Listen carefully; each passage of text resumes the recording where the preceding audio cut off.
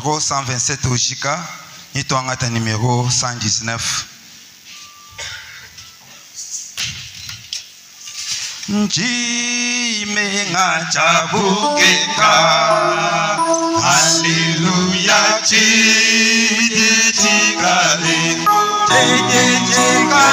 molo, apamulo kadima, ajikumono, otawite, wate o mama.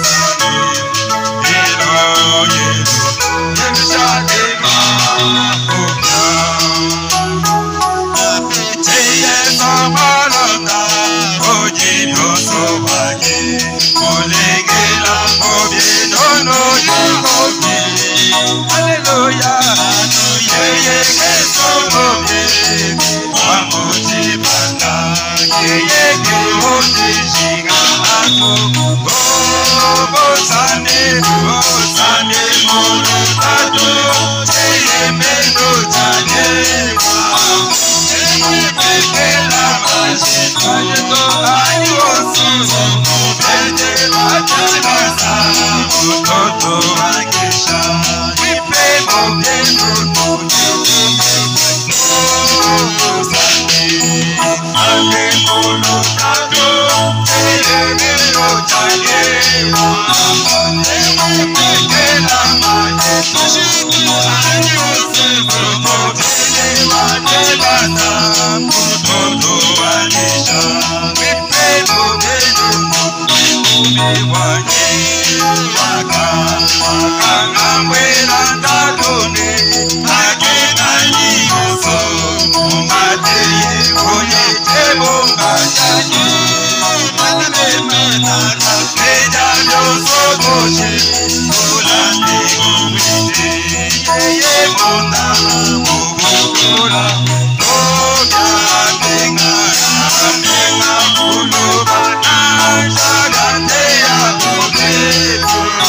Yesu mebene chibono Hallelujah Tene wajebanda Mtoto wanisha Mipe mobeno Menga molo kana Chagate ya mobeno Yesu mebene chibono Hallelujah Tene wajebanda Mtoto wanisha Mipe mobeno Mipe wanye Ye kakoshi anasha Akupegela pa Ajimeta pakita Yesu ajete Hallelujah Mojilobo Toloke Tena wakutina Mojesha Imana Eko Patwa banda Babanda Mokuto Tele Togo Mune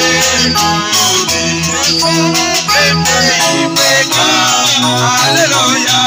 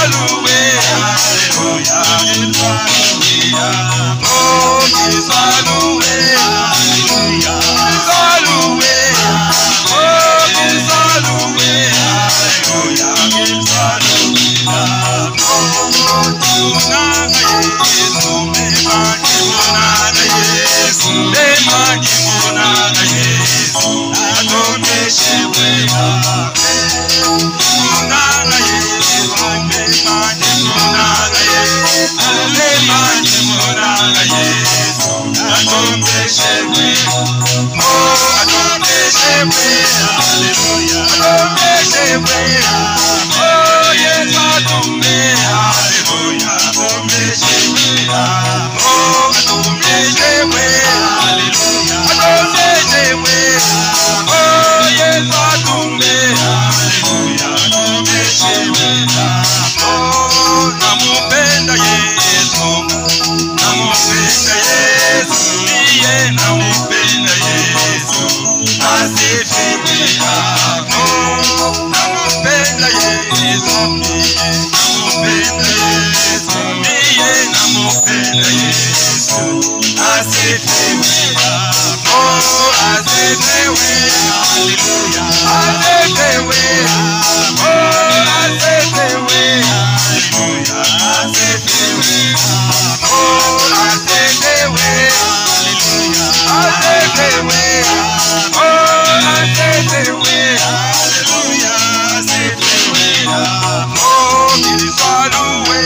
Alléluia. Qu'il soit loué.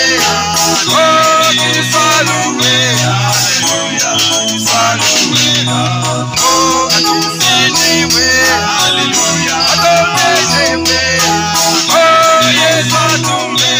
Alléluia. À ton Jésus. Oh, à ton Jésus. Alléluia. À ton Jésus. Oh, Jésus soit tombé. Alléluia. Tombé chez moi. Oh, Akumama. Alléluia. Akumama. Oh, Akumama. Alléluia. Akumama. Oh, Akumama. Alléluia. Akumama. Oh, Akumama. Alléluia.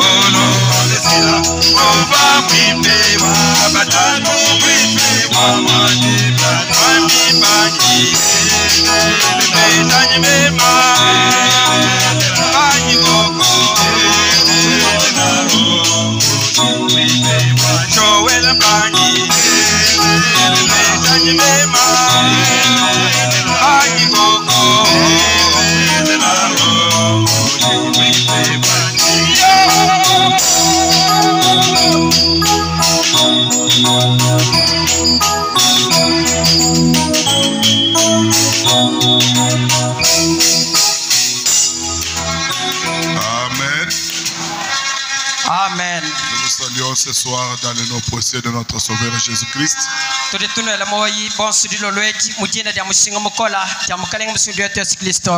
Une heureuse année à tout un chacun de nous.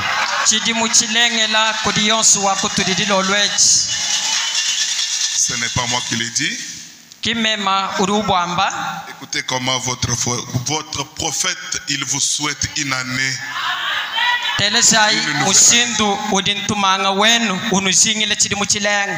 N'est-ce pas, nous sommes dans une année. Écoutez, dans une nouvelle année comme celle-ci, comment votre frère Billy Paul, William Branham vous souhaite une heureuse année.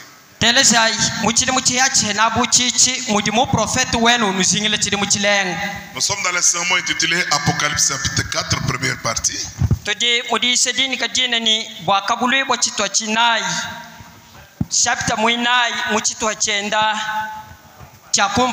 Un sermon prêché le 31 décembre 60.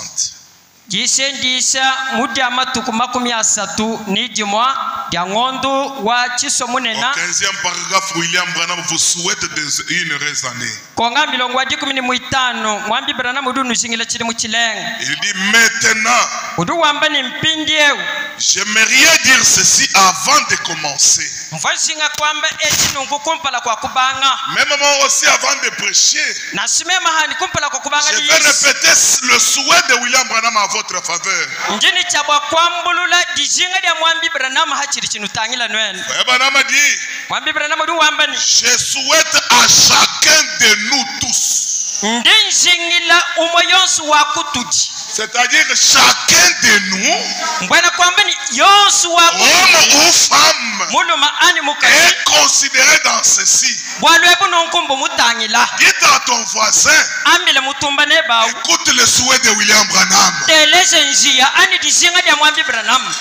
William Branham a dit, je souhaite à chacun de vous tous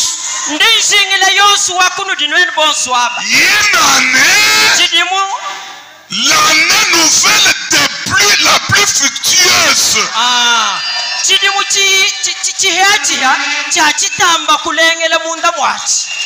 Une année nouvelle, comme nous l'avons débuté, le 1er janvier, le souhait de William Branham, c'est le souhait de Dieu.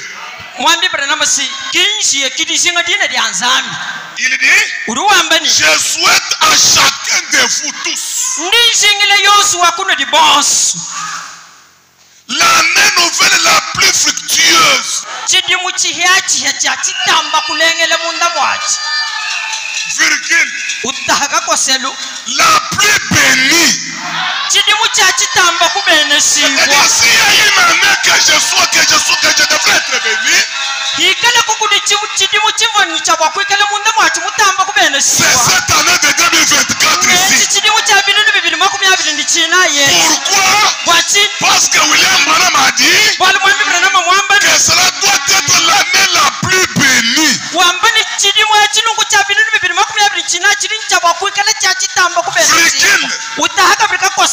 De la bonne santé. Alors tu n'as plus le droit de rester malade dans cette année 2024.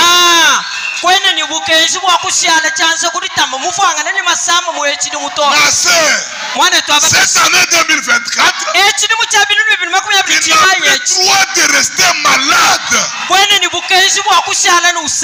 Pourquoi? C'est une année de bonne santé. Branham ajoute, il dit, et que je puisse vous souhaiter.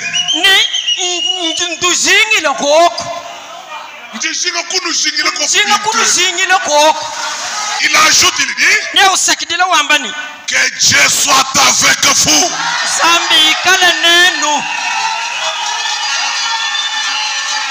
Il continue. Il dit, puissiez-vous prospérer.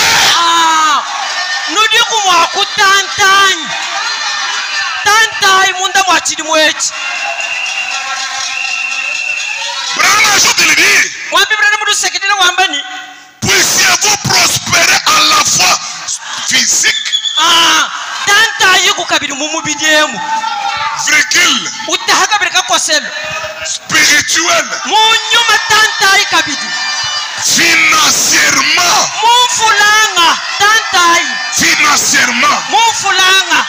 et matériellement. Branham a dit, tout ce que je peux, que Dieu peut vous accorder, j'ai pris qu'il le fasse.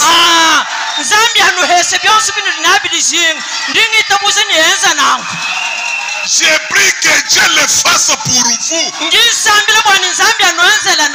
Alors, quel est le démon qui peut barricader la prière de Branham?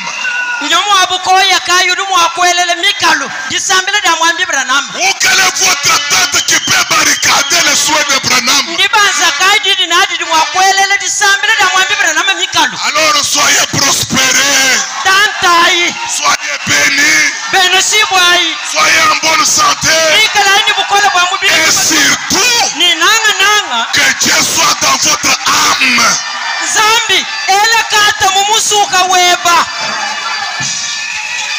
Est-ce que vous le croyez? Moi je le crois. Avec mes cheveux. Avec mes yeux. Avec mes mains. Avec ma bouche. Avec tout ce que je possède. Je crois tout ce que Branham a dit. Et je crois à sa prière. Ma prière peut-être ne pas être exaucée.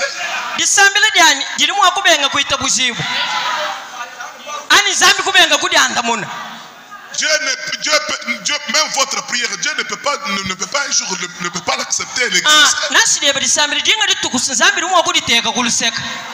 Mais quand Branham lui prie, comment cela ne peut-il pas être exaucé? Branham dit, ma prière, Dieu les a toujours exaucés. Même cette prière ici, Dieu les a exaucés en votre faveur. Si vous le croyez, sur base de votre foi. Amen. Amen. Que Dieu soit avec vous. C'est ça le souhait de l'année 2024.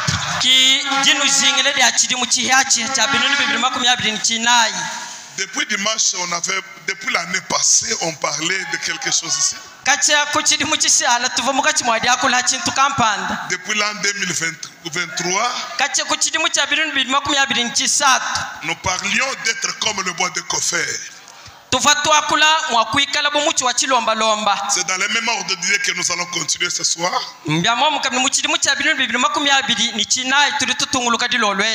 Sans plus tarder, veuillez vous tenir debout pour honorer la lecture de la parole de Dieu. Ouvrons toujours nos Bibles dans le livre de Genèse.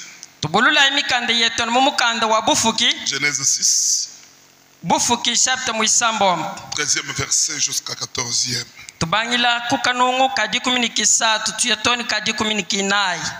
Alors Dieu dit à Noé, la fin de toutes choses est arrêtée. Parle vers moi, car ils ont rempli la terre de la violence. Voici, je vais les détruire avec la terre. Alors toi, Noé, fais-moi une arche du bois de Cofer. Tu disposeras cette arche en cellules. Et tu l'enduras de proies en dedans et en dehors. Tendre Père Céleste, nous venons encore une fois de plus auprès de ton trône de grâce pour implorer miséricorde sur ton peuple et sur nous-mêmes, Seigneur. Nous sommes rien de mottes de terre incapables de parler de toi. Brise le pain de vie à ton peuple ce soir, Jésus. Viens nous aider du début à la fin. Nous puissions réaliser l'importance du baptême du Saint-Esprit.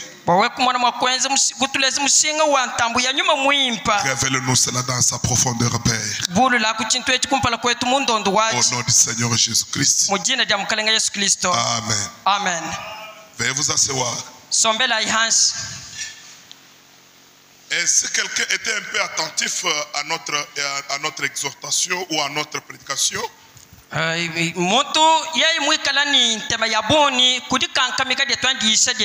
comprendra que nous sommes en train de parler comment recevoir le baptême du Saint-Esprit. À cet homme-là qui était tellement assoiffé du baptême du Saint-Esprit, ou à celui-là qui avait un peu rétrogradé en l'an 2024, en l'an 2023, ou à celui-là qui n'avait pas veillé à son huile dans sa lampe, et qui avait vu son huile en train de diminuer, cet homme-là ou cette femme-là, je l'invite, nous nous invitons nous-mêmes, nous tous, à encore revenir à Dieu et de rechercher et de veiller à ce que l'huile soit dans notre lampe.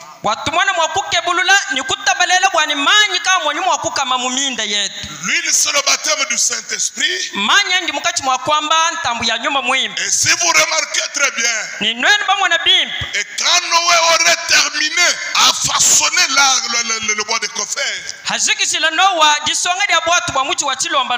la Bible dit, Noé l'enduit en dedans et en dehors avec la proie. C'est là qui était le type du baptême du Saint-Esprit.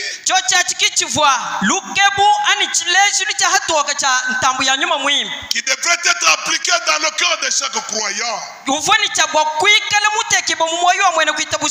Saint-Esprit de Dieu, tu devrais recevoir cela en dedans et en dehors. Car c'est un signe visible que tout le monde verra. Le Saint-Esprit, c'est un signe visible. On peut le voir à l'œil. Le signe, c'est ça, c'est voir. Est-ce qu'il y a quelqu'un ensemble avec moi? Le Saint-Esprit comme le signe. Branham a dit, c'est un signe de la circoncision du cœur. En Israël, on circoncisait chaque mâle. Et si vous lisez la question, qu'est-ce que le Saint-Esprit, frère Branham a dit? Il dit que chaque enfant d'Israël qui refusait la circoncision, on devrait le chasser. En d'autres termes, quelqu'un qui n'a pas le Saint-Esprit, Dieu ne le connaît même pas. Bien que tu chanteras à tue-tête, ou prêcher comme je le prêche, sans le Saint-Esprit, Branham dit, Dieu ne te connaît pas. Et il ajoute, il dit, sans le Saint-Esprit, ton adoration est vaine. Il ajoute, il dit, sans le Saint-Esprit, tu es candidat à l'enfer, ma soeur. Sans le Saint-Esprit, Branham a dit, même vos péchés sont encore sur vous. Dieu ne les a pas encore pardonnés. Comme preuve qu'il t'a pardonné du péché,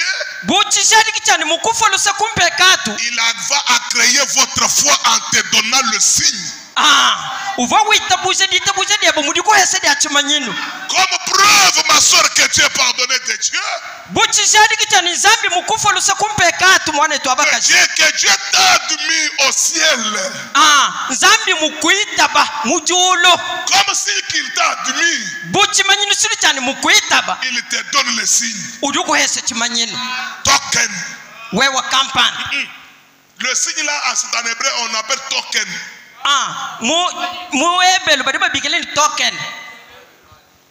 Token.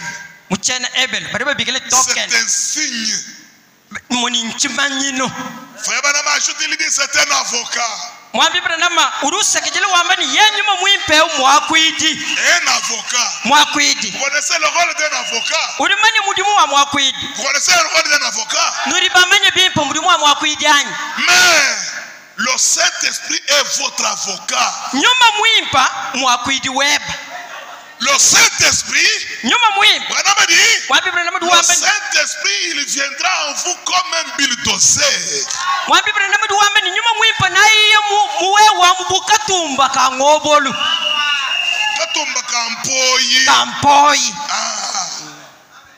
Il dit le bulldozer. Dans le naturel ici, ils viennent déterrer les choses qui sont cachées à l'intérieur.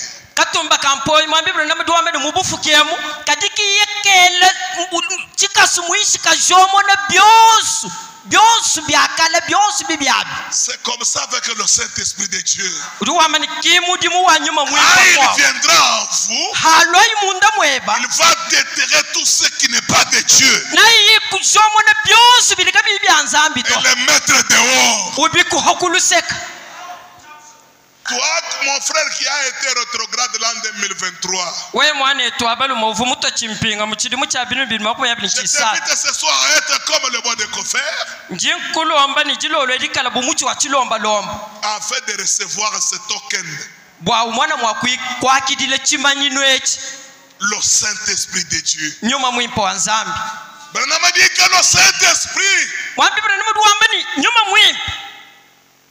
c'est celui-là qui va vous enlever vers le ciel.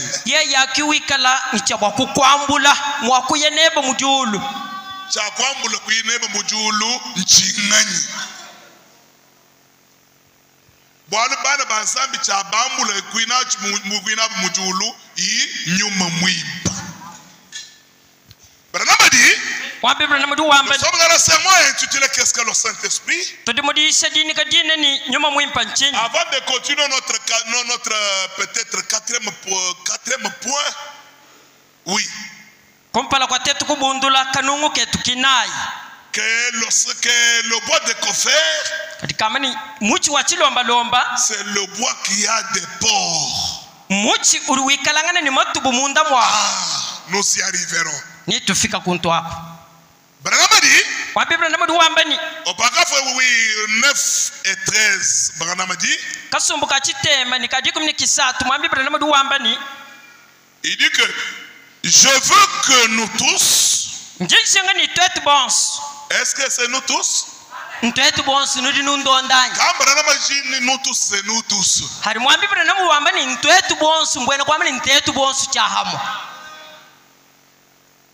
Et il dit, et je vais vous demander de brûler tous les ponts derrière vous.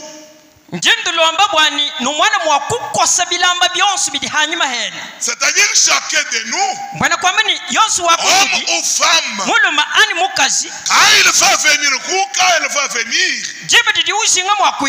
il dit, je vais vous demander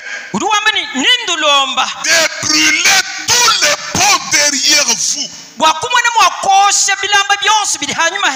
et de rectifier chaque péché. C'est ça les deux choses que Branham nous demande. Toi,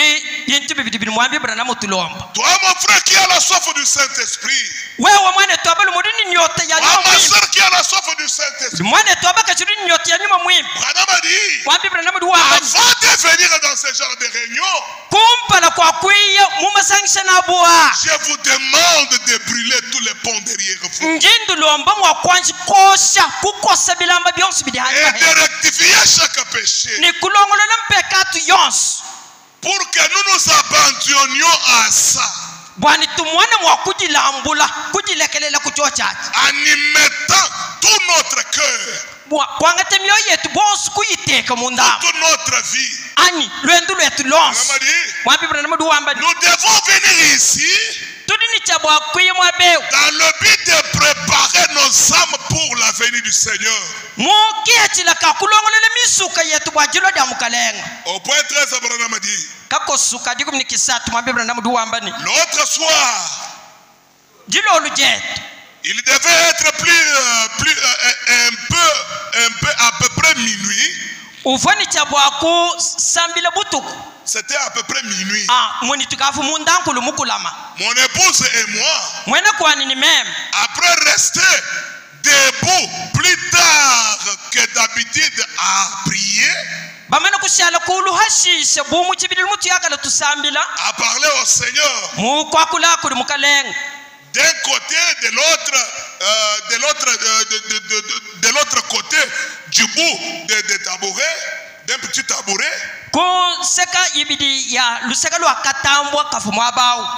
Dans notre salon, Branham dit, avec notre Bible ouverte, il dit, nous nous sommes consacrés de nouveau à Dieu pour un service total. Nous nous sommes abandonnés, nous nous sommes abandonnés à nos propres volontés. Non, nous nous sommes abandonnés à lui, nos propres volontés, et tout, chaque pensée négative, pour servir le Seigneur Jésus-Christ. Écoutez, Branham dit,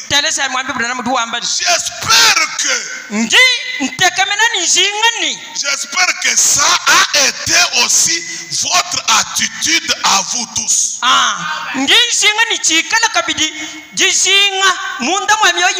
C'est-à-dire que toi qui cherches le baptême du Saint-Esprit, si tu n'as pas eu le temps de se consacrer,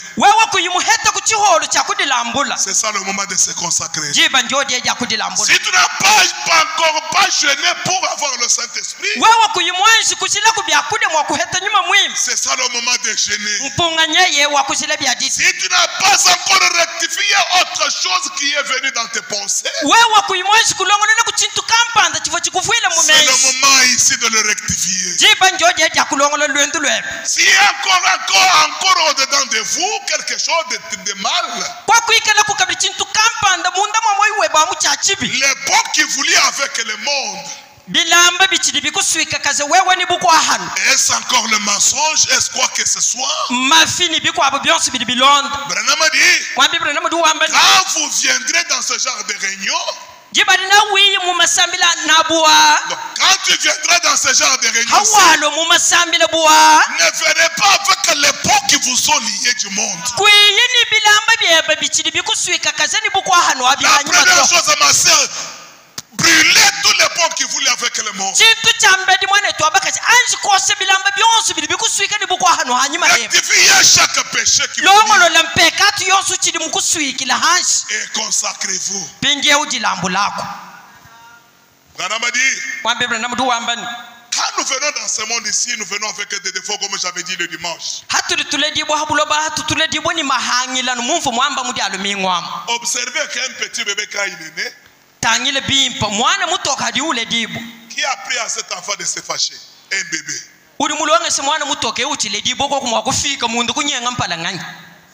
C'est-à-dire, nous sommes venus dans ce monde sur la voie que Dieu n'avait pas voulu. C'est-à-dire, nous naissons avec la nature du péché en nous. En d'autres termes, il y a le monsieur serpent ancien là qui habite en nous.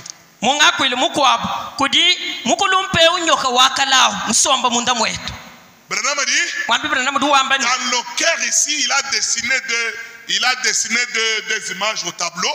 Nous y arriverons ensemble. Il dit qu'il a dessiné un cœur. Dans l'autre cœur, il y a le monsieur serpent. Et lorsque ce monsieur serpent, il commence à vomir, et c'est le péché, c'est l'ingrédulité, le boisson, du fumet, le vol, tout patati. Tout ce qui du diable là, Frère Branham en a dessiné dans le cœur là. Il dit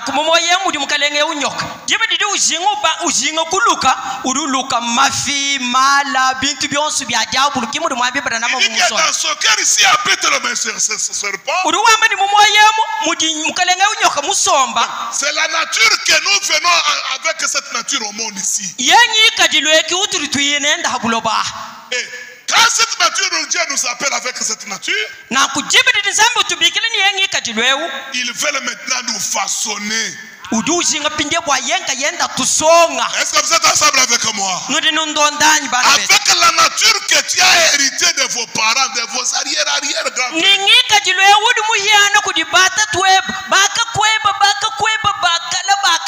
Dieu vient, il te ramasse avec cette nature. Zambi uruwe habula baningika dilwao. Comme quelqu'un qui a déjà ramassé pendant notre réunion de réveil. Anonabu misuka mikwa buivan Zambi muheta mukati mwa masangisa tuvana mwa. En étant comme ça, mwangika dilwao, tu ne peux pas plaire à Dieu. Kwene mwa kusangisa Zambi. Tu ne peux pas recevoir le Saint-Esprit. Kwene mwa kwa kitilo nyuma mwimpato. Maintenant Dieu vient à vous. Na kunjumu mwana munda mwen. Dieu vient à vous. Zambi duwe munda mwen. Il vous demande d'être le bois de coffre.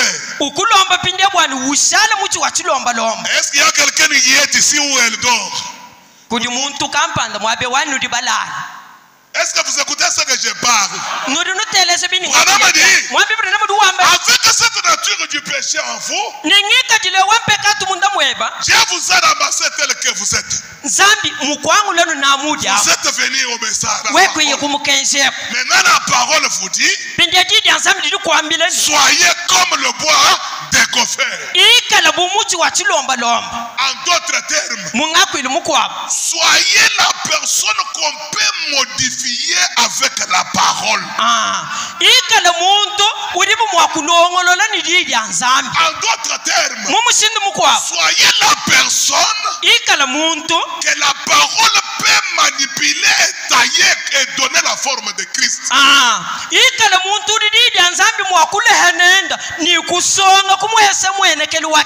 Oh, c'est ça être le bois de coffre. Pas être quelqu'un très dur, tellement empêché,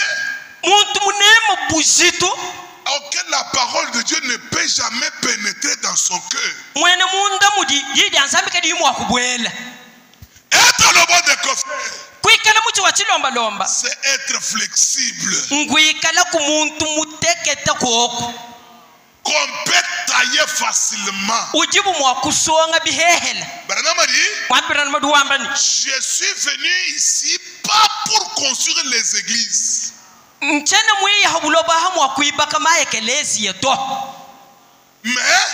je suis venu pour tailler les gens, les individus,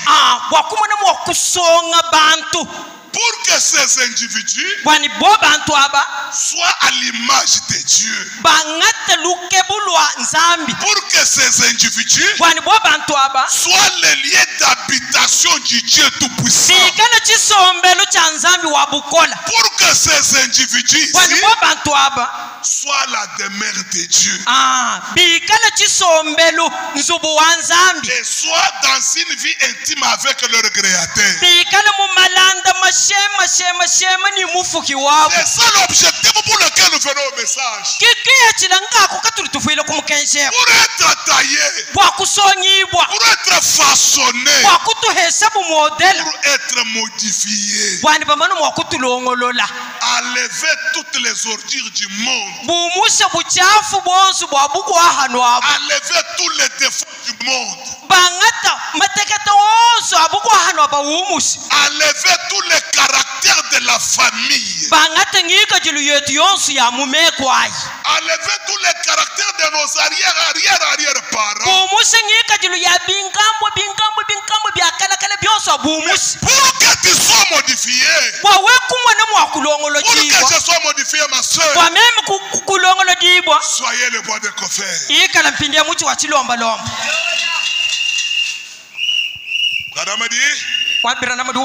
Nous sommes dans le sermon intitulé l'archétype, un type de Christ. 111 Branamadi. Ensuite, la parole vient plus tranchant qu'un couteau à deux tranchants.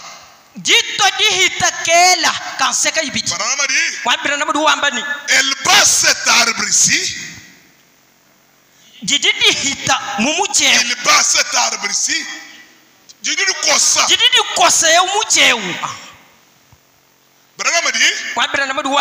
Elle bat cet arbre ici.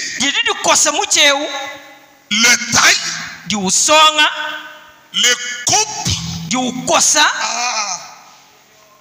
Accepter d'être coupé. Accepter d'être taillé. dit, la parole de Dieu doit tailler, doit couper toutes les barnades. Donc, mahondo makulu byonsi byakumucha balinga kukos kubisonga. La parole de Dieu doit couper ça. Mahondo onso abalincha kubikos. La parole de Dieu doit couper toutes les épines. Jidi anzambi dinita kukuhombola meba onso. Ma soeur, mwane to abakazi, mon frère, mwane to abalum. Jija kahaiji tunaja singite jebe jetu jamubufuye.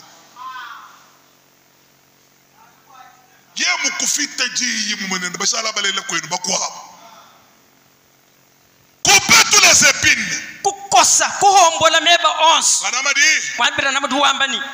En coupant la meilleure partie. Mudi kosa chitu hacha chimpa chako. Mwambira namadu wambani. Et il devient flexible. Amen. Na kuwa muchempinde udushala muteketa. Amen. Quand tu accepteras d'être coupé de ce mensonge-là, ma soeur, quand tu vas accepter que la parole coupe la tristesse que tu possèdes,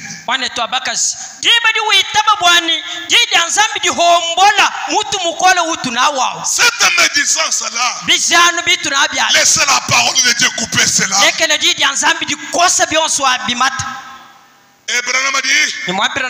Alors il devient flexible. Dans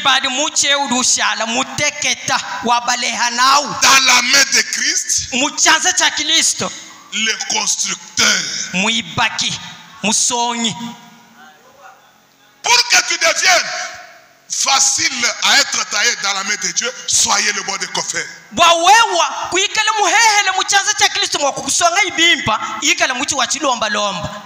frère Madame dit, avec tout ce qu'on a parlé ici, ou tout ce qu'on parlera du bois de coffre,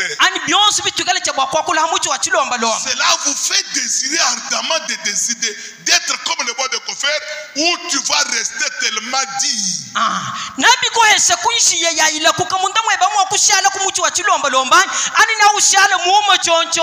Ma soeur, avec tout ce que tu as entendu de la parole, est-ce que cela vous a réellement donné la soif de recevoir le baptême du Saint-Esprit? Quand la parole pouvait te dire, un homme ou une femme sans le baptême du Saint-Esprit est plus bas qu'un animal. Nous avons lu. Kwambilani muntu kainyuma muimpa mutambo kuhwekelele to muhite ni nyama muina muntu wachi hashi because ando trete makamo ke tugaru chebe yanga kuite kumushinga kamo kakuite wewe uri ni nyuma muimpa to nasho chenzo cha Mungu mbachi chikuite kumushinga brama dike un homme sans le Saint-Esprit est plus bas qu'un animal.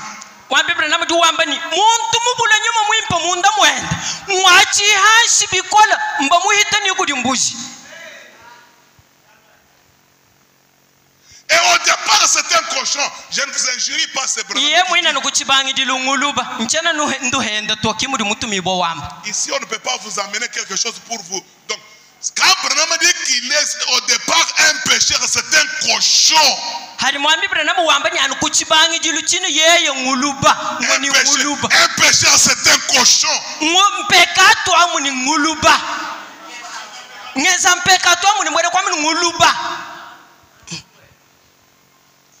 Donc, vous n'avez besoin de s'enorgueillir devant la parole de Dieu.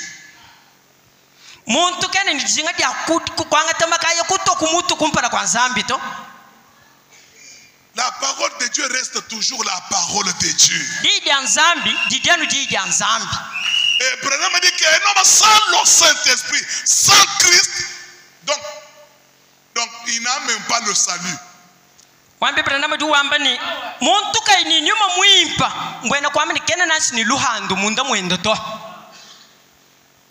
Et Branham dit, dans le sermon, tu dis avoir soif de la vie. mudi sedini kadini kuheta nyota ya moi 36-57 dia muchini mucha makumi ya 5 nyumanda mteket auparavant 50 Branham dit je prends le millier konga milongo makumi ya 5 njimba jila mukacha mwabira na mdu ambani il dit venez loy si vous avez réellement soif nwenu bikala mubulele le ninyota. Est-ce que vous avez réellement soif du baptême du Saint-Esprit? Ma soeur, mon frère, as-tu eu la soif du Saint-Esprit? Branham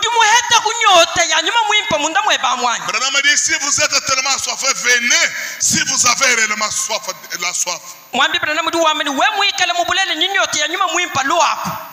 Il dit, avez-vous été mordu par le diable? Branham dit, vous voulez vraiment servir le Seigneur? Il dit, vous désirez avoir cette soif en vous? Est-ce que vous désirez être comme le bois de Kofer? Est-ce que voulez-vous devenir un chrétien rempli du Saint-Esprit? Après avoir écouté ceci, c'est Branham qui vous pose la question. Est-ce que ceci a suscité la soif d'avoir le Saint-Esprit? Ou tu es devenu tellement resté indifférent ou indifférente? Branham dit, si tu as la soif, il dit, voulez-vous que cela soit étanché? Il dit point. Si c'est le cas, venez, c'est le moment.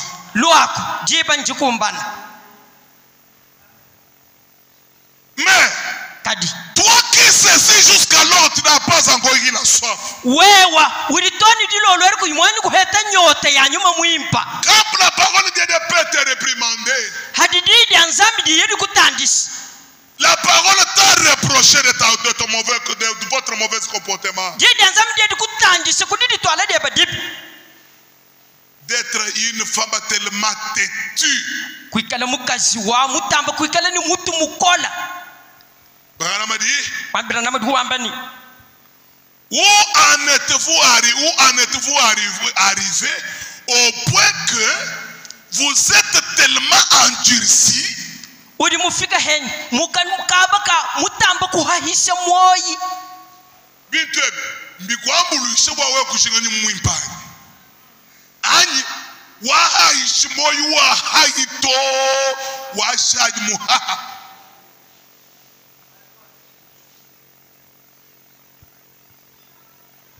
au point que vous êtes tellement endurcis, tellement dur et insensible que rien ne pouvait vous toucher.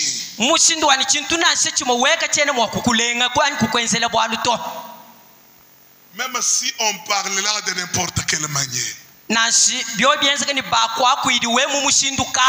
parole de Dieu vous a réprimandé pour que tu reviennes.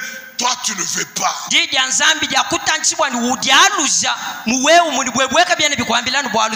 Tellement endurci, tellement dur et tellement insensible, ma soeur, que rien ne pouvait vous toucher encore.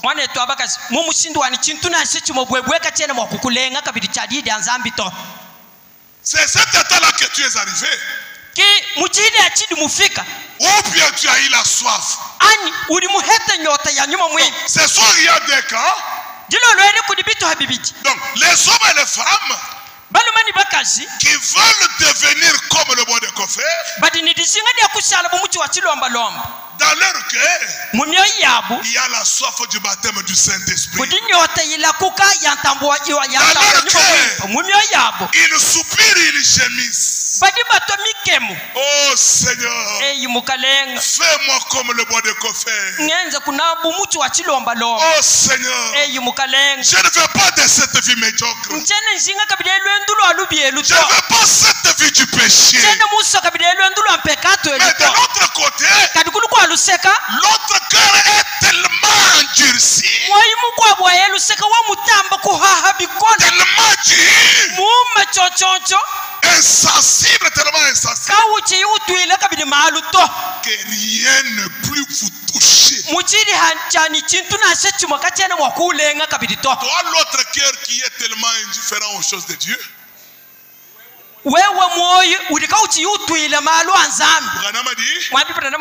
alors vous traverserez la ligne qui sépare ceci.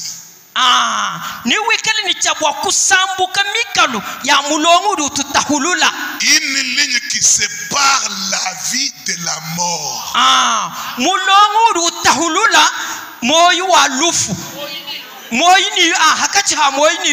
C'est-à-dire devant vous, il y a une ligne de grâce,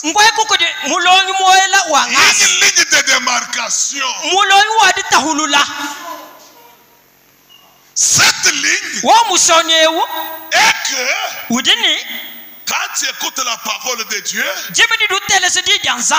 la parole vous façonne, la parole vous taille, vous vous soumettez rapidement à la parole. Nous y arriverons. Le bois de Coffer absorbe rapidement,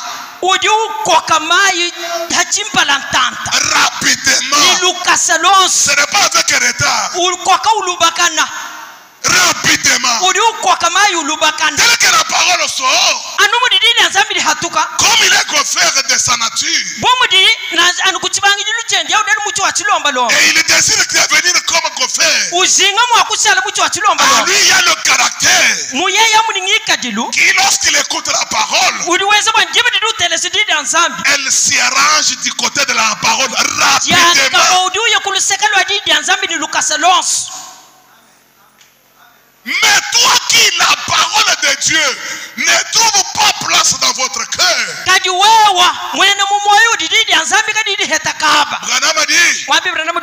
alors vous traversez la ligne qui sépare ici.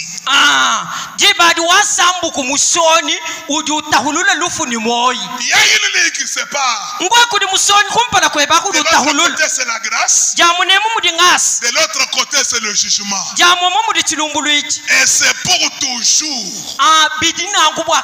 Lorsque tu traverses cette ligne, ça n'est fini pour toi. Même si on parlera de n'importe quelle manière, tu n'écouteras jamais l'évangile.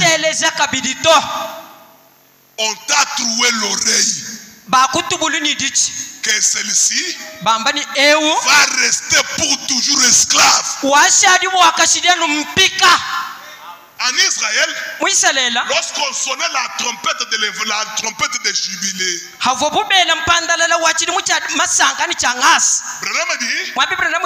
chaque esclave, lorsqu'il écoutait simplement le son de la trompette de jubilé, même s'il portait à sa charge les choses de son maître, où il avait transporté son chef, au moment où il écoutait le son de la trompette, automatiquement il laissait les histoires de corvée. Et la son de la trompette lui donnait la liberté. Mais celui qui a écouté et qui dit non, chez mon maître je suis très bien, laissez ces démons encore Mais ça c'est démon ici. Lekele kunyuma ya buko yeyi. Ndekele kwa kwe udemo wa. Ndekele kwa kwe udemo anyi. Tete mama nukuipichilanga ni udemo. Mama nukuipichilanga ni masanje. Mama nukuipichilanga ni mutu mukola. Mama nukuipichilanga ni mpekatu yosu jinai. Ni lekele kabichai. Branham dit. Quand la personne disait comme ça. Avomuntu wamba nanku. Abandonner encore mon maître ici. Je suis très à l'aise chez mon maître. Branham dit, les hommes et les femmes aujourd'hui se sentent à l'aise dans le péché.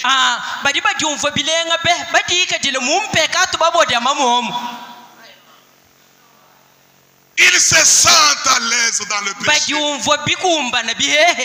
Et il dit, la personne qui écoutait et qui refusait de sortir et qu'il disait je vais rester avec mon maître, on l'a mené au temple. Le sacrificateur le prenait et on l'on trouait l'oreille à la popoto. On trouait l'oreille pour lui dire comme signe que tu as écouté l'évangile, tu as écouté le son de la trompette, mais tu as refusé de s'y conformer. Alors, tu restes l'esclave pour toujours.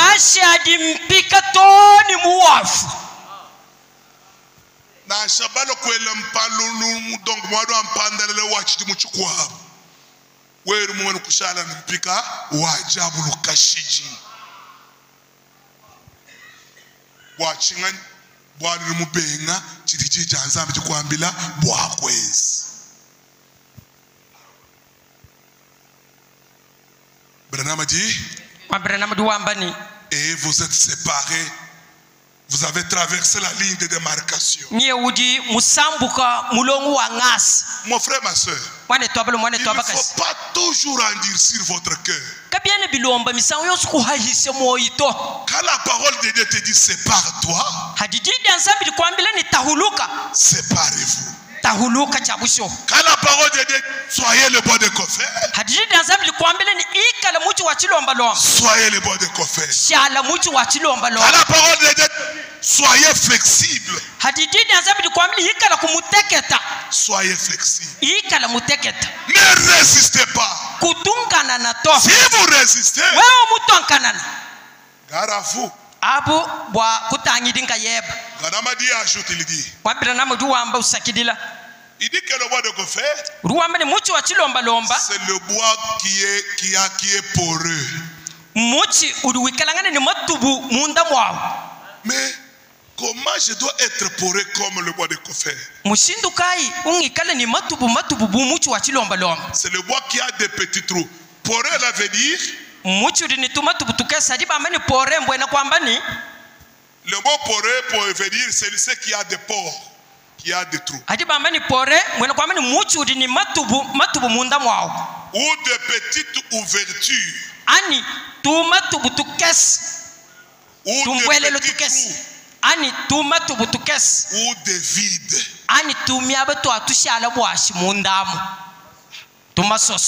Branham dit que le bois de gopher c'est le type d'un véritable goya. Comment je dois avoir les trous?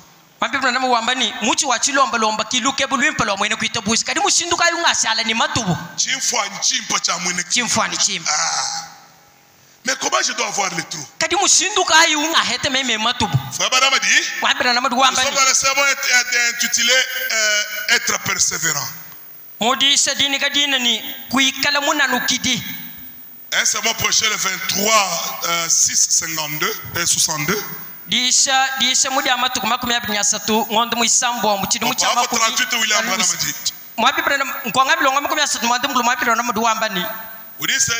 c'est le bois le plus léger, plus que le balsamier. Il dit, C'est juste comme une éponge.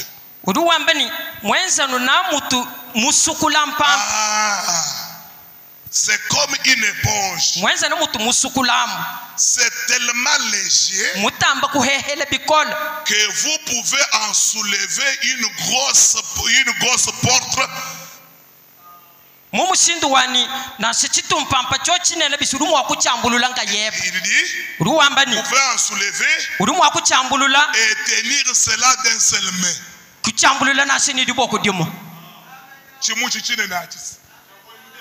Ah, uchambule ni chance chihele mwine Kristo muhehele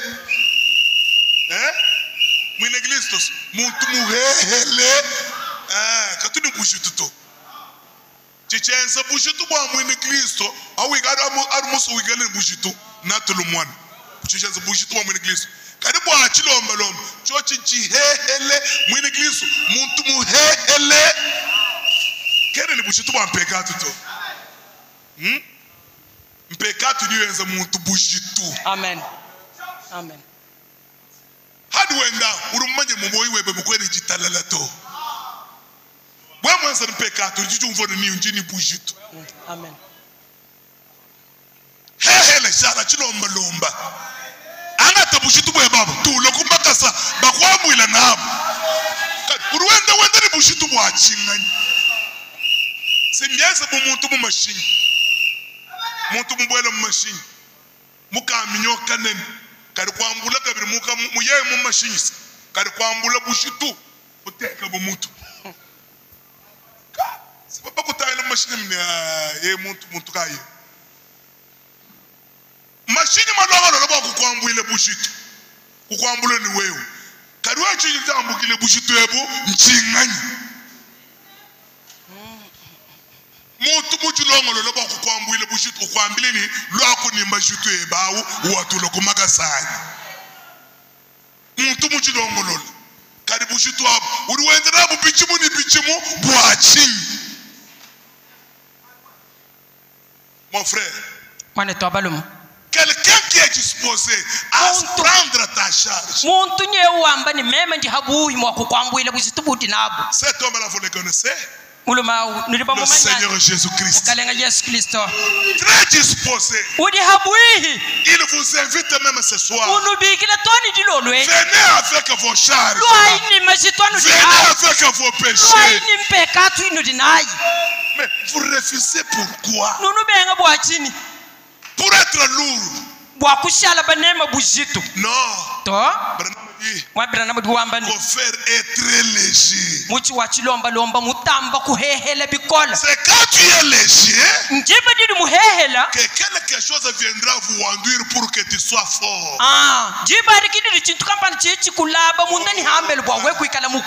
Le Saint-Esprit est pour les hommes et les femmes très légers. Pas quelqu'un qui a la charge.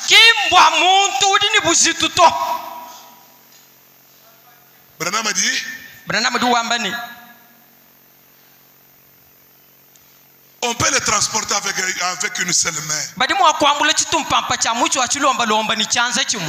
a dit, et cela ne semble-t-il pas être étrange que Dieu ait construit son arche avec une telle matériau? Très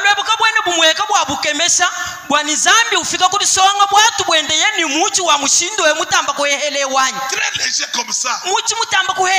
Si on mettait de l'eau, ça doit l'imprégner, il va couler et sombrer.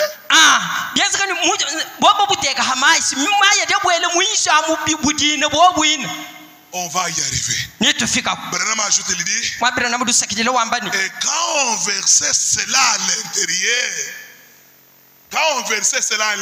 a dit, nous allons arriver à ça. Quand on va y verser à l'intérieur, Branham a dit, dans ce bois, munda mwa mucheu afin de boucher tous les ports, mubwani bazika matubu 11 alors nanko cela devient plus dur qu'un acier. muchi wa chilomba lomba yavuba wela kamonya munda vutamba kuma uhita nsanga. On va y arriver. Ni tufika koko. Écoutez, Branham a dit. Telesi mwambira na mudu wambani. Il dit. Mudu wambani. Et c'est ce que nous devrons faire. Kichi tuvani chabwa kwenzi. Être poreux. Kuikala wa matubu bantu ba matubu. Être poreux. Mushindu kai wa kufika kudikala ni matubu. Branham a dit. Mwambira na mudu wambani. C'est ce que nous devrons faire. Kichi tuvani chabwa kwenzi. Branham a dit. Mwambira na mudu wambani. Nous vider de tous les credos. Kudi humu na kutuitabuza yonsu kusala munda mutuhu. Nous vider de tout ce qui est à nous. Kudi humu na kubyonsu biri munda mwetu. Des choses toutes des choses inutiles. Kudi humu na kubintu byonsu bya hatuhu. Des futilités. Bintu bya machimbo. De toute incrédulité impie. Kubuhide bonsu bukoyika. C'est ça, c'est vider. C'est ça, être poreux.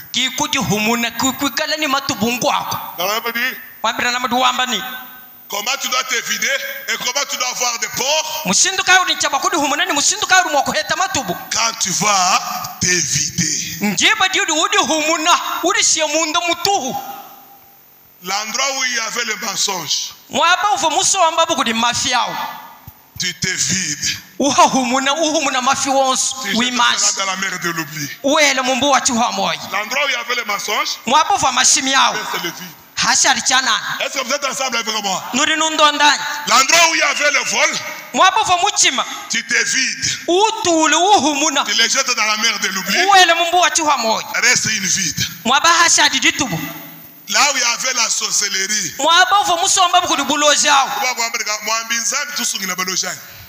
si mwambi uzambi tusungira baloji wewe muloji mwikale ni mejima toka moye nini buloji boy baba kuri Yesu udukusungila. Amen. Marie de Magdala, Marie wa Magdala était possédée par cette démon. Mais quand il est venu à Christ, mais Dieu l'a vidé.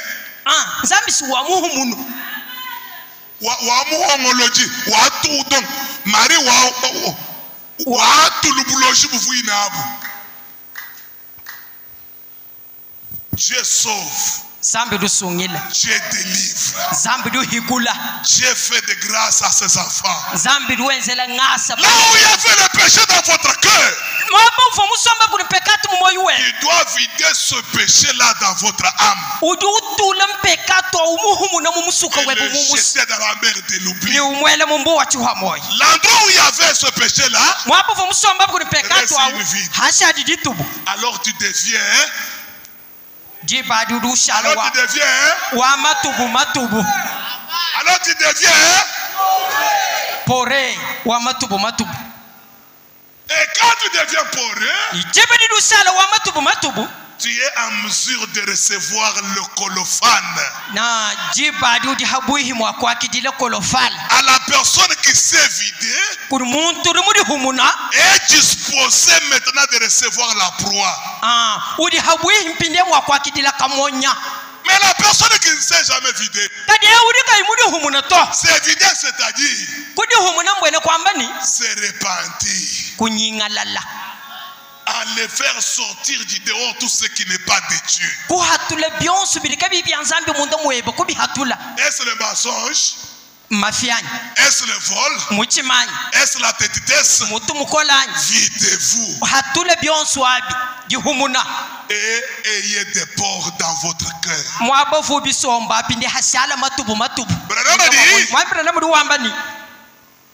Nous devons nous vider de tout. Vider de nos grédos. De tout ce qu'on a à nous. Toi, tu connais tout ce que tu possèdes. De toute incrédulité. afin que le Saint-Esprit nous remplisse et bouche chaque pore de notre foi. Est-ce que quelqu'un peut dire amen à cela? Afin que le Saint-Esprit nous remplisse et bouche chaque pore de notre foi, chaque pore de nos pensées, à tel point que il dit à tel point que nous devenions être prêts à être scellés. Scellés dans le royaume de Dieu. Et Branham ajoute, il dit, alors vous pouvez tenir face au ballottement du vent pendant que vous passerez par la tribulation.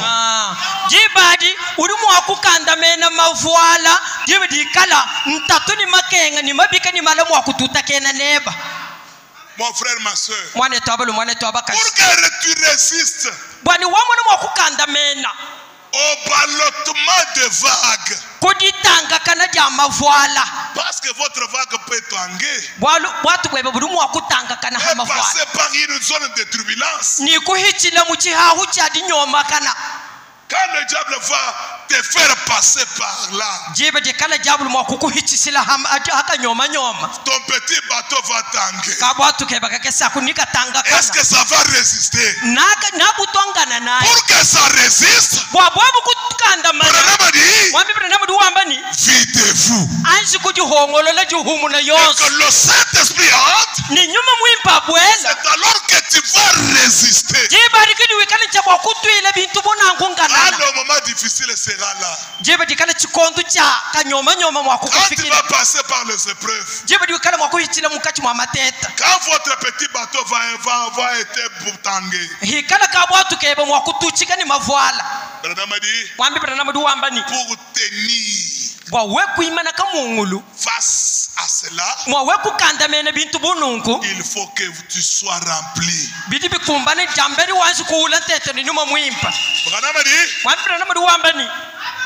Cette fève de Sarepta, il prend cette illustration là que pendant que cette fève vidait la cruche et vider la farine,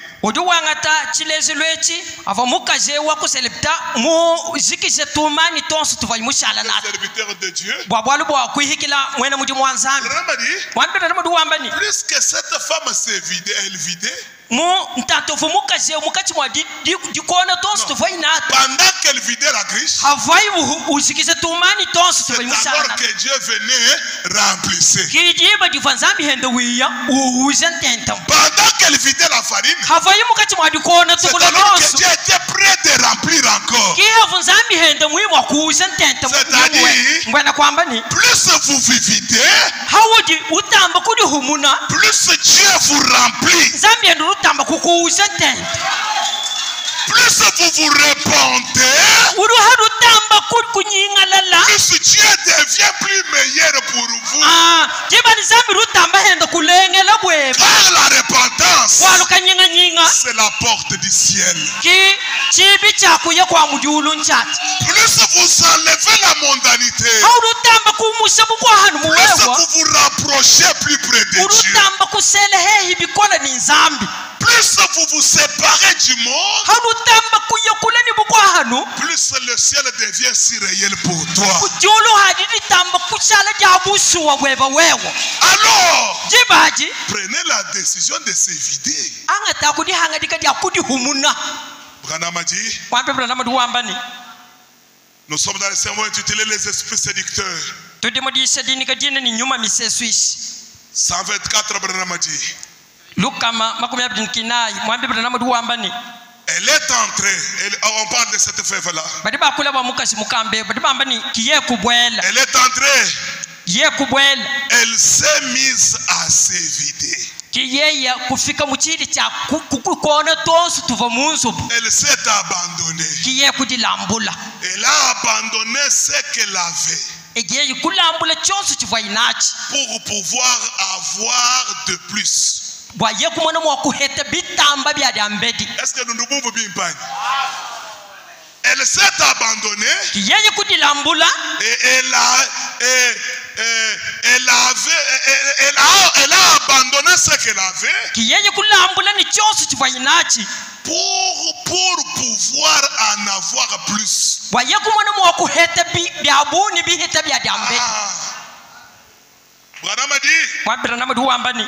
Voilà ce dont nous avons besoin aujourd'hui. Une bonne séance à l'ancienne mode.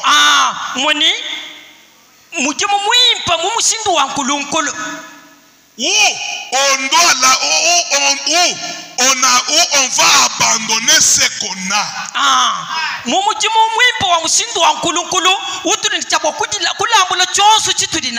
Ma soeur, qu'est-ce que tu as dans ton cœur? Mon frère, qu'est-ce que tu as dans ton cœur? Madame dit, abandonner ce que tu as. Il dit Alléluia. Elle s'est vidée pour pouvoir être remplie. En d'autres termes, si tu ne te vides pas, tu ne seras jamais rempli. Si tu ne deviens pas coiffé pour avoir des porcs, tu ne seras jamais rempli. Branham a dit, elle a vidé toute l'huile qu'elle avait. Toute l'huile qu'elle avait. Toute la farine qu'elle avait.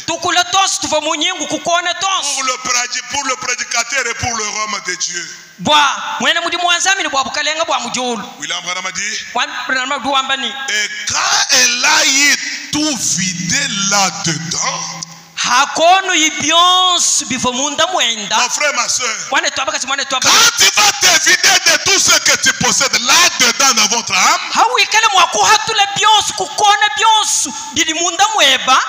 Dieu descendit et remplit la peau de la farine.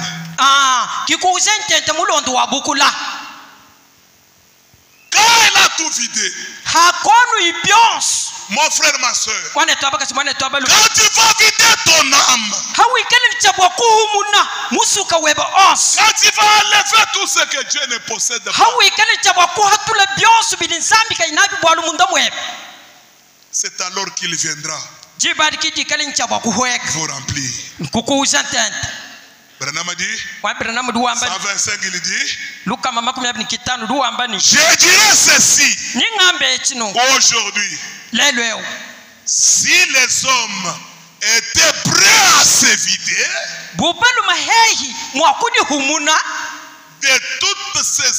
de toutes ces absurdités, les absurdités. Si les hommes et les femmes étaient prêts à se vider de toutes les absurdités,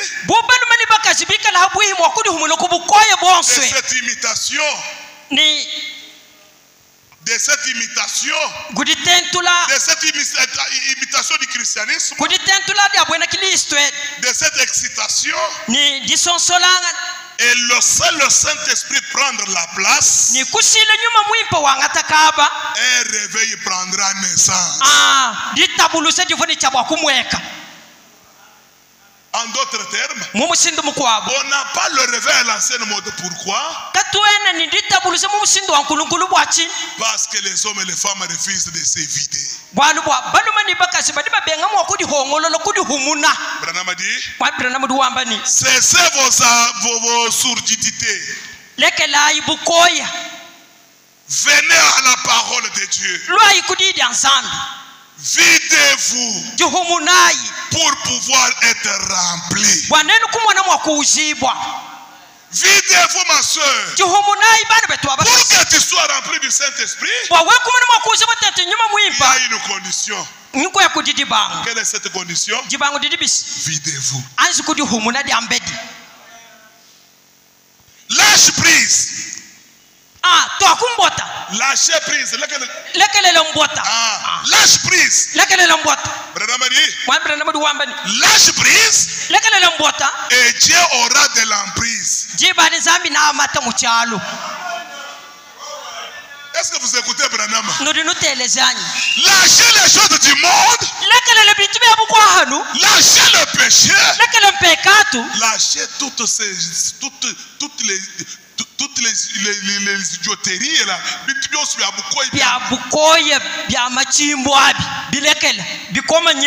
Et Dieu aura de l'emprise sur vous. Branham a dit,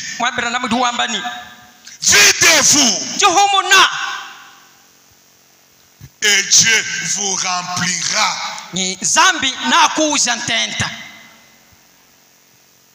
Alors quelqu'un peut te dire, mais je dois me vider de quoi? Et Branham a dit, n'oubliez pas ça. Videz votre âme de ces choses.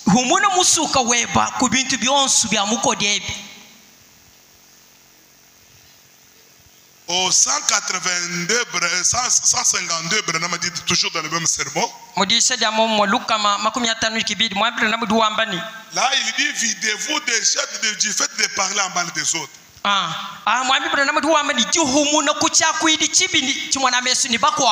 Quand tu parles en mal des autres, on avait entendu le dimanche, le samedi. Il y a des conséquences.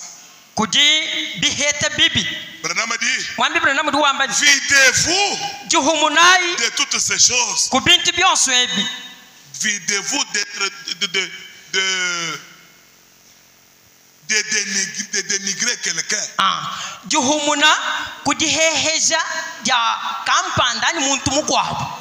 Vous dénigrez personne. Donc, vous dénigrez.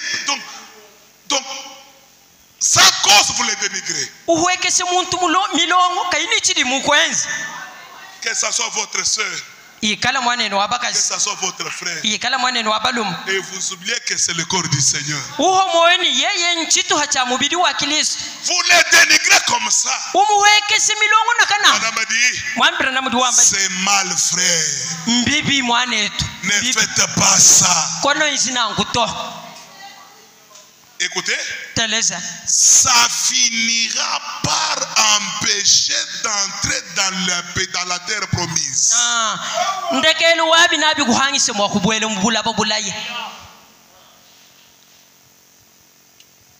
Branham a dit, il dit pour terminer, surtout dans la même citation là, il dit, oh Dieu, ici même, je veux me vider de tout ça. Ce matin même ici, Branham a dit, je veux repartir de cet hôtel une personne différente. Le ministère expliqué. Récemment prêché le 8 vers la fin. Le 1er octobre 56. Il dit la personne qui est prête à se vider, cette personne va faire le sacrifice. Est-ce que vous êtes là? Est-ce que vous êtes disposé à faire le sacrifice? Branham a dit, au 57 parties, Branham raconte l'histoire de la reine de Midi ou la reine de Seba. Dans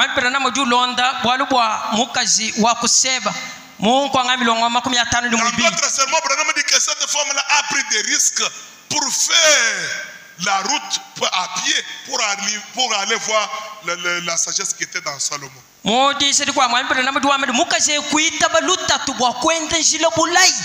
Dans le désert, il y avait les brigands, il y avait beaucoup de choses. Mais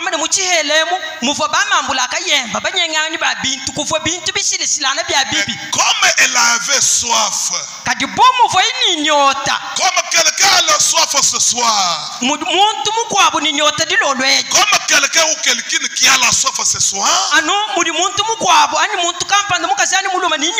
doit aussi faire le sacrifice. Et cet terrain a dit, je vais aller moi-même. Maintenant, je veux que vous remarquez quel sacrifice elle a fait.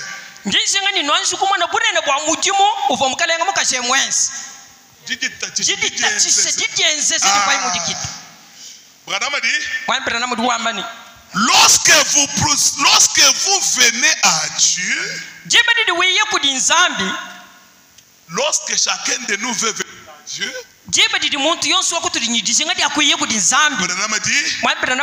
vous ne venez pas sur un lit fleuri d'aisance.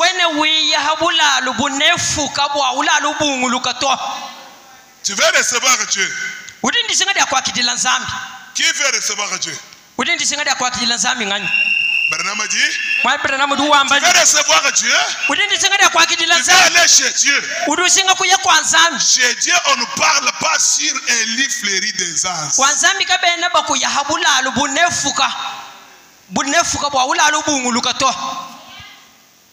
Où toutes choses vont aller à la roulette.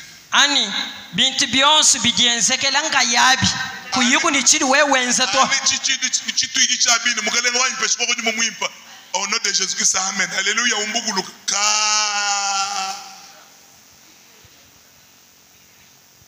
Ache nyuma mukwabwanyi nyuma wetu wachishile wa nyuma muimpeo.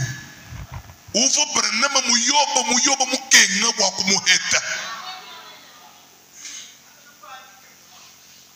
Uvo basatu bakala baichishile kumikuna. Wakwete nyuma mupesibigele utate hebe. Uwete nuchibo jangolu nungumunda mumusuga. Chanana. To. Bikengele wanji utata. Jitata jidu ngeba njabishi. Chenu kwa menda kumukuna to. Lua kumwabeo. Butu kuni munye. Zambi chenu ngumbuka maberu kuimumpeshe nyumu muimpato. Zambi chenu ngumbuka maberu kuimushintulu leto. Chena musokushala ngulubato. Chena musokushala mukajuruka yimushinga. Ndomi chihenzu chimpita kumushinga. Njo mushinga kuchingani. Njiani chingani. Muntu mumva nanga. Nanga tachihanga jika. Jakwense mukalenga mukashwa kushebeo. Branham dit. Branham duambani. Lorsque vous voulez voir Dieu, retenez ça dans n'importe quelle situation. Si tu veux voir la main de Dieu, que ça soit dans les affaires, que ça soit à la maison, que ça soit pour quelle situation qui est devant vous, tu ne peux pas rencontrer de sur une fleurie d'aisance. Si vous voulez voir Dieu,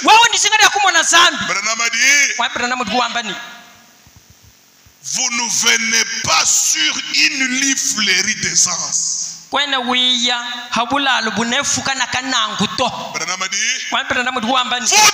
faire un sacrifice.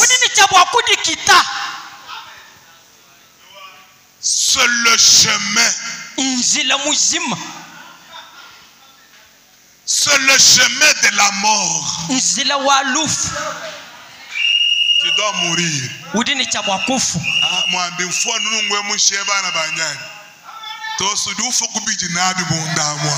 Amen.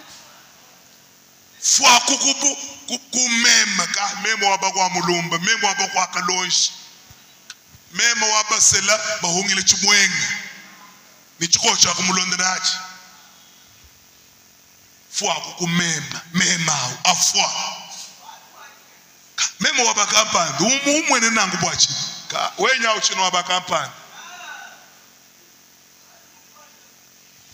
Sur le chemin de sacrifice, le chemin de la mort, Branham a dit, vous devez mourir pour arriver à lui. Quelqu'un veut arriver à Dieu? Quelqu'un veut arriver chez Dieu? Le chemin de Dieu, c'est la mort. Mourez de toutes choses contraires à ta parole qui est en vous. Séparez-vous de tout ce que Dieu n'aime pas. Videz-vous, car sur le chemin des sacrifices,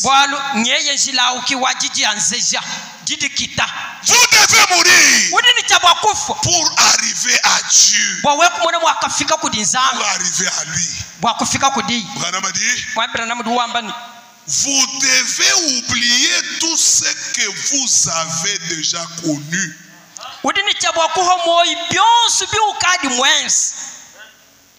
afin d'apprendre de lui. Branham a dit, videz-vous afin qu'il vous remplisse. Branham a dit, ne mélangez donc pas. Ne faites pas donc de mélange. Mais vous devez vous vider. Une obligation. Vous devez. Vous devez faire le sacrifice. Maintenant, on raconte une histoire pour terminer. Loïs, la belle-sœur à William Branham, elle pouvait dire, je vais aller au ciel parce que mon père, mon beau-père ici, c'est lui-là qui possède même le ciel du royaume.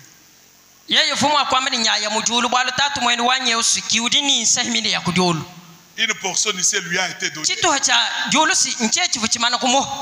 Je vais aller au ciel. Il fleurit des ans.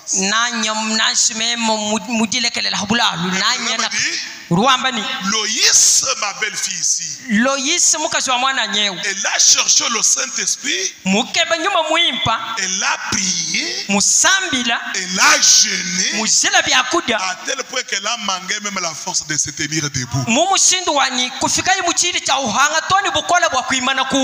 Auparavant, Branham dit, c'est bon intitulé questions-réponses du 23 décembre 59.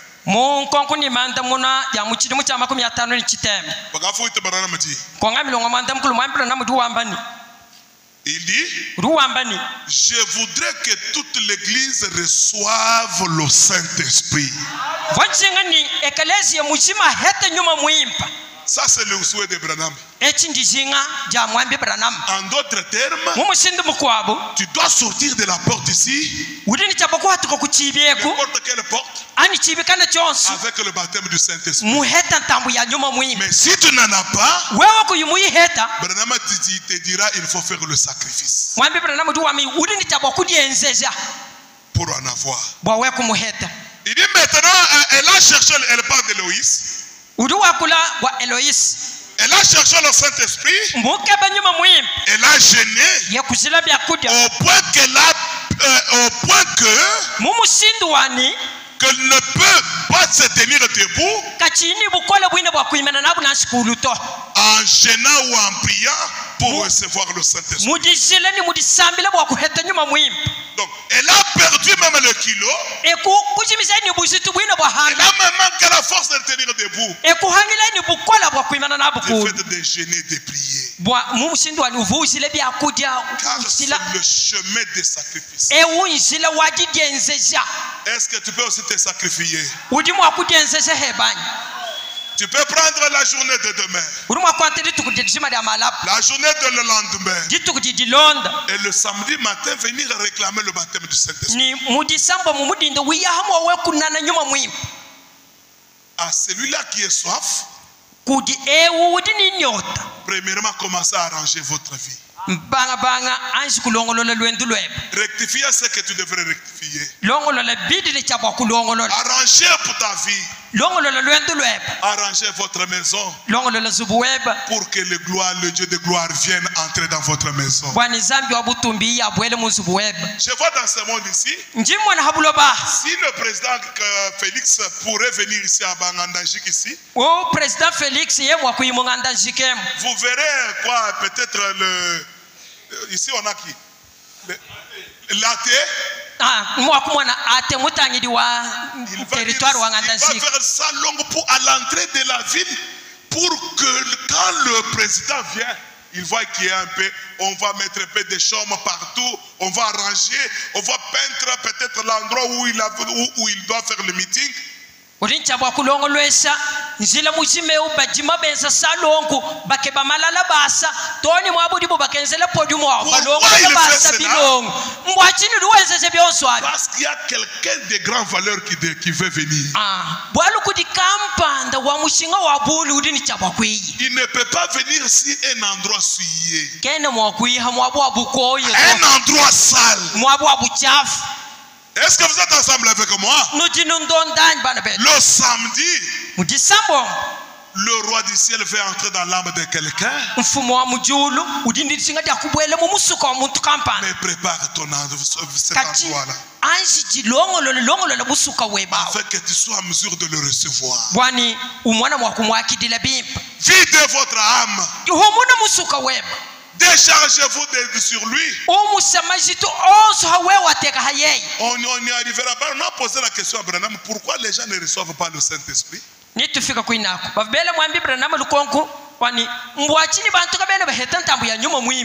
vais répondre avec une question avec le consolateur. Un sermon prêché le 1er octobre 61 soir. 94 Branham a dit.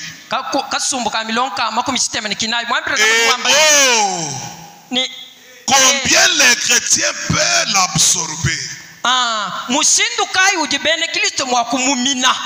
Il dit, oh, s'il est vidé, il dit, mais vous devez vous vider premièrement. Quand Branham dit premièrement, c'est la première des choses à faire. Videz votre âme de toutes les souillures, de tous les péchés. Videz-vous premièrement. Branham dit, le problème en est que nous ne voulons pas nous vider, frère Branham. Les gens ne reçoivent pas le Saint-Esprit. Pourquoi? Parce qu'ils ne veulent pas se vider. Le problème en est que nous ne voulons pas nous vider. Mais videz-vous de tous vos pensées. Videz-vous de tout ce que vous possédez. Ensuite, absorbez le Saint-Esprit, qui est Dieu dans la parole. Branham ajoute, il dit, les gens ne reçoivent pas le Saint-Esprit parce qu'ils n'ont pas donné l'importance au Saint-Esprit. Les gens n'ont pas compris l'importance qu'a le Saint-Esprit. Il dit, le Saint-Esprit devait avoir plus d'importance que toute autre chose du monde. Plus que votre prestige. plus que votre vie, plus que votre travail, quoi que vous faites, quoi que vous avez, le Saint-Esprit devrait avoir l'importance plus que tout ça.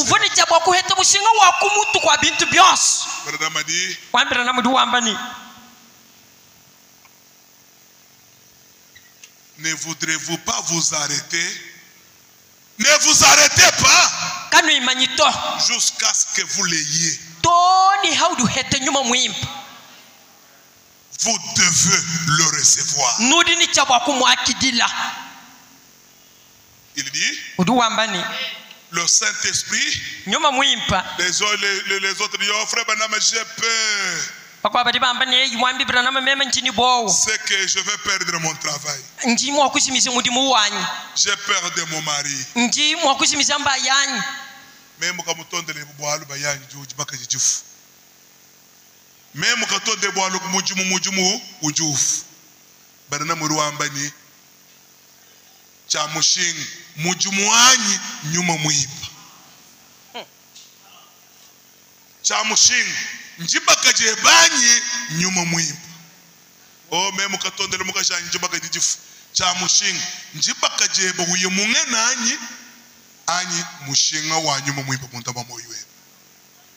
Timala ikulu.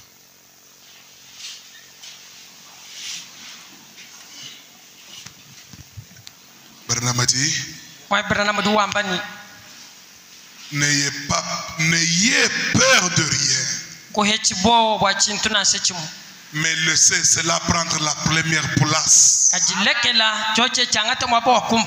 Laissez tomber le reste.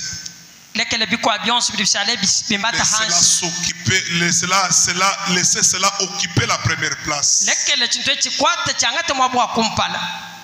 Le seul Saint-Esprit, le seul Saint-Esprit prend l'emprise sur toutes choses.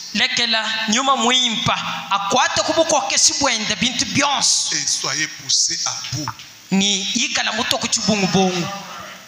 C'est quand tu es poussé à bout, mon frère, ma soeur, quand tu vas désirer ardemment le Saint-Esprit, c'est alors que Dieu bénira ton âme. Mais tant que tu n'as pas encore désiré le Saint-Esprit, tant que tu n'as pas soif et faim pour le baptême, il n'est pas pour vous. Le Saint-Esprit, ça devrait être question de vie ou de mort. Soit je le reçois, soit je meurs aujourd'hui.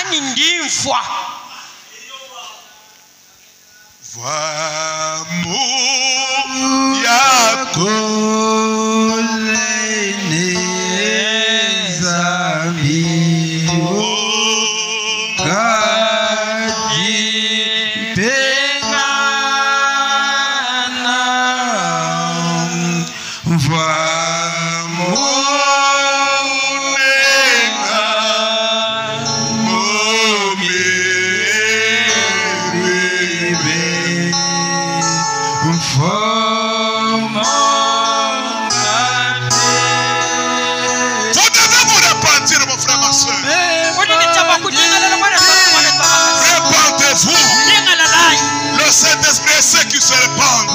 Le Saint-Esprit est ceux qui le dépouillent, ceux qui le désirent. Tant que vous ne vous répandez pas convenablement, le Saint-Esprit n'est pas pour toi. Et répandez-vous convenablement. Rectifiez chaque chose. Répandez-vous convenablement, mon frère, ma soeur. Répandez-vous complètement. C'est alors que tu auras le Saint-Esprit. C'est alors que tu auras le baptême du Saint-Esprit. C'est alors que Dieu viendra dans votre âme. Ne peux-tu pas le désirer? Ne peux-tu pas t'abandonner à lui? Lèvons nos mains. Chantons ce cantique. Humilions nos cœurs de lui. Humilions nos cœurs. Prions le Seigneur.